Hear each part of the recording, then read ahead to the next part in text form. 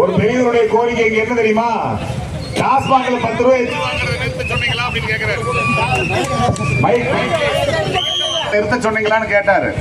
முதல் நாள்லயே எல்லா கடைகளுக்கும் இன்ஸ்ட்ரக்ஷன் போயாச்சு. இனிமேல் யாராவது 10 ரூபாய் சேர்த்து வாங்கினா நீங்க என்கிட்ட சொல்லுங்க. 10 ரூபாய் சேர்த்து வாங்க மாட்டாங்க.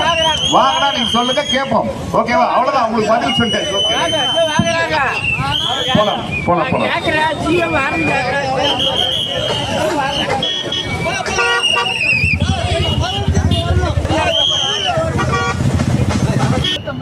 நாங்கள் கொடுப்பது வெறும் வாக்குறுதி அல்ல, பொய் வாக்குறுதிகளை கொடுத்து ஏமாற்றுபவர் நாங்கள் அல்ல என்று எங்களது தலைவர் சொன்னார்.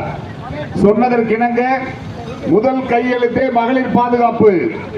இன்று பல மாவட்டங்களில் சிங்கப்பெண் பாதுகாப்பு படை உருவாகிவிட்டது. அடுத்ததாக அதன் தொடர்ச்சியாக 765 மதுக்கடைகள் மூடப்பட்டிருக்கின்றது. அவருடைய அக்கவுண்டில் விழுந்திருக்குதா? பதவியேற்று 4 நாட்களில் செய்த முதல்வர் யாரேனும் உண்டா? ஆகவே நீங்கள் வாக்களித்தது நம்பி வாக்களித்தது வீண் போகவில்லை. இன்னும் பல மாற்றங்களை நீங்கள் பார்க்க இருக்கின்றீர்கள்.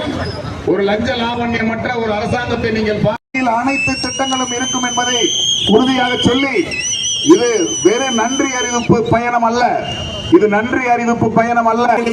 இந்த தொகுதியில் ஏதாவது ஒரு மூலையில் தான் நான் இருக்க வேண்டும் என்பதை தலைமை என்னை கண்காணித்துக் கொண்டே இருக்கின்றது. ஆகவே நான் முயற்சிகள் எடுக்கப்படும்.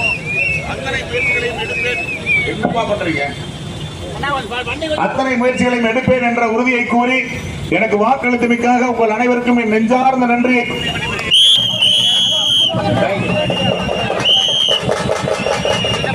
Thank you.